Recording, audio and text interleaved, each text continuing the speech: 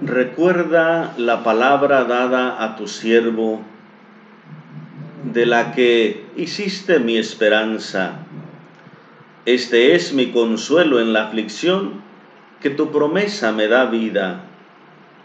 Los soberbios me insultan, oh Dios, grande e inmortal, pero no me aparto de tu voluntad. Recordando tus antiguos mandamientos, Señor, quedé consolado. Me enfurezco contra los malvados que abandonan tu ley. Tus normas eran mi música en tierra extranjera. De noche recuerdo tu nombre, Señor, en las vigilias tu voluntad. Esta es mi tarea, observar tus mandamientos. Salmo 119, 49 al 56. Queridos hermanos, bienvenidos, séptimo día de nuestro mes de la Biblia. Tema: la tradición de la Iglesia. Dios ha querido que la revelación que Él ha manifestado, esa revelación plena en la persona de Cristo, se conserve viva e íntegra para todos los tiempos, que se transmita de generación en generación.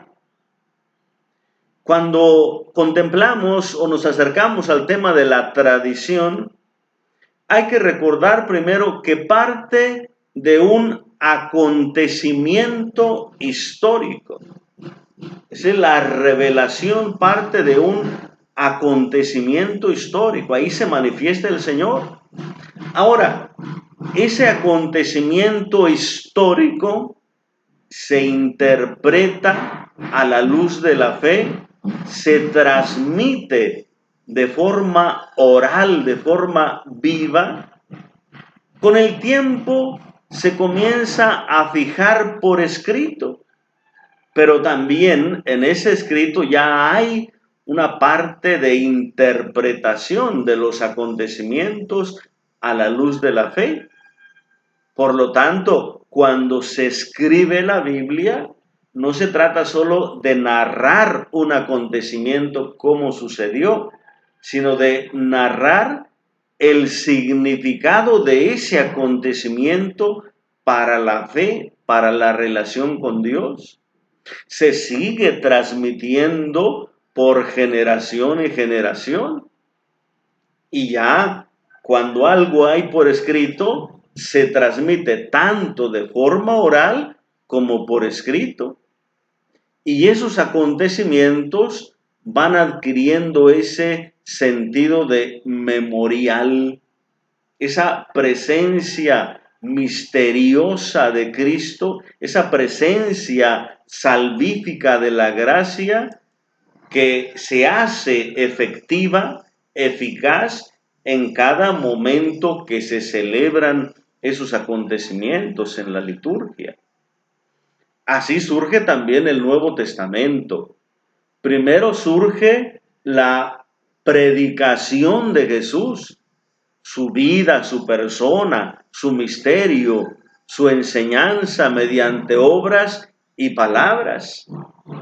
Y este evangelio o esta buena noticia transmitida por Jesús a la iglesia, esta la transmite, la comparte mediante la predicación viva.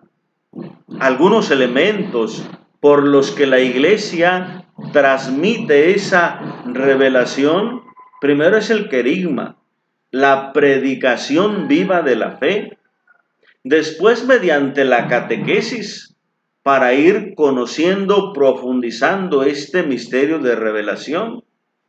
En la liturgia o la celebración del culto, también es un medio en que se va transmitiendo la revelación. La vivencia y el testimonio de fe. Así que poco a poco esa transmisión de la revelación comienza también a ponerse por escrito y va siendo también un testimonio constante de la fe y de la vivencia de la fe. Dos características esenciales que debe tener la transmisión de la revelación.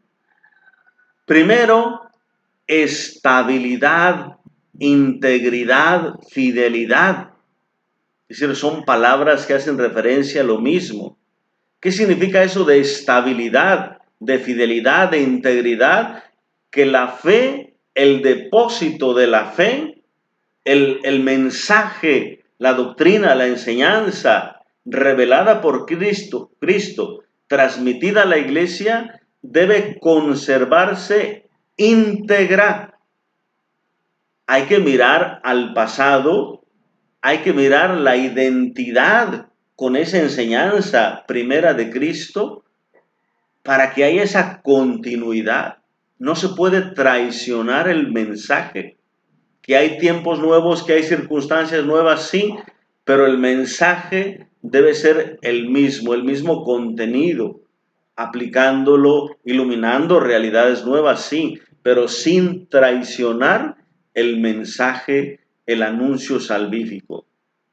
Y la otra característica, pues es el progreso de la fe, la adaptabilidad que debe tener esa tradición. Encontramos lenguas nuevas, culturas nuevas, lugares nuevos, etcétera. Entonces, el anuncio del Evangelio debe ser transmitido a todas las generaciones, en todos los tiempos.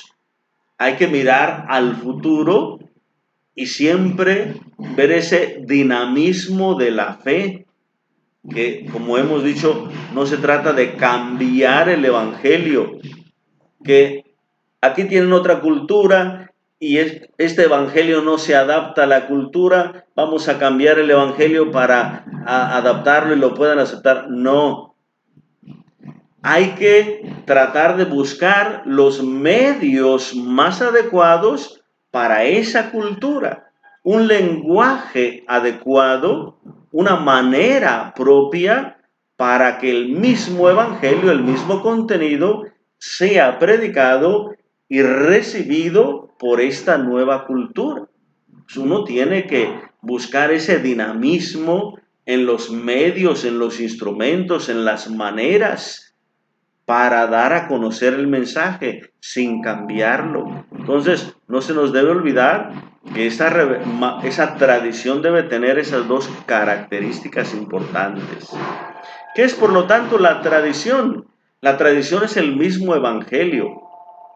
Es la persona de Jesús, su mensaje, sus acciones, la manera en que el evangelio es transmitido y es comunicado. Y este mismo evangelio contenido en la tradición se sigue predicando o se sigue transmitiendo en la predicación, en la escritura, en los escritos de los padres, en el magisterio de la iglesia, en el sentido de la fe de los creyentes, en la catequesis, en la liturgia, en el culto. O sea, son muchos medios que tenemos en la iglesia para ir transmitiendo ese evangelio contenido en la tradición. ¿Qué es la escritura? Es la consignación por escrito de la tradición.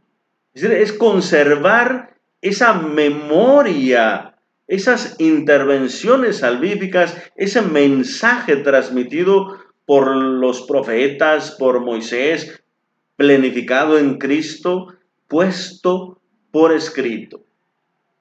La Biblia es la misma tradición en cuanto que ha sido puesta por escrito. La tradición es ese medio vital de donde surge la escritura. La formación, por lo tanto, de la escritura va siendo paulatina. Es decir, poco a poco, pues van surgiendo esos escritos de la tradición. Los libros, estos escritos, pues están consignando ese testimonio de la revelación de distintos personajes, de los escritores sagrados. Pero al mismo tiempo, la tradición sigue viva. Ya se ha consignado por escrito lo esencial de la fe, y a partir de la aceptación de la escritura, de la aceptación de la iglesia de la escritura, la tradición va a regirse por la escritura, pero la tradición sigue viva. Hay una comunión íntima entre escritura y tradición, porque transmiten el mismo evangelio de Cristo. La iglesia y la reforma ante la escritura y la tradición. La iglesia ha valorado siempre la Biblia y la tradición, lo escrito y lo oral. Ciertamente, en algunas épocas ha descuidado en cierta manera el texto escrito por dificultades o carencias económicas o por lo que sea, pero la iglesia ha valorado la Biblia y la tradición.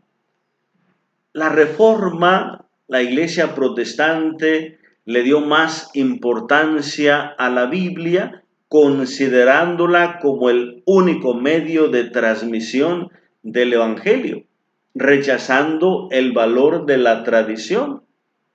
Y así fue que a partir de la reforma, pues las iglesias protestantes le van dando más auge e impulso a la escritura. La iglesia fortaleció más el aspecto de la tradición, pero ciertamente es que en la actualidad la iglesia ha ido retomando mucho más la importancia de la escritura y dándola a conocer al pueblo, y la misma iglesia protestante o las iglesias protestantes se han ido abriendo poco a poco a la tradición. Los intérpretes de la escritura y la tradición. Primero tenemos el magisterio.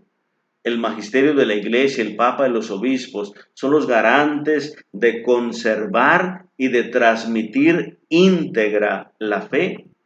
Pero están también los teólogos, los expertos, que son aquellos que mediante su estudio y profundización interpretan la escritura y la tradición. Pero también están los fieles que con la práctica religiosa, con el sentido de la fe, también van colaborando en esa comprensión y en esa transmisión de la revelación y de la tradición. Pues queridos hermanos, muchas gracias por acompañarnos. Les esperamos el día de mañana.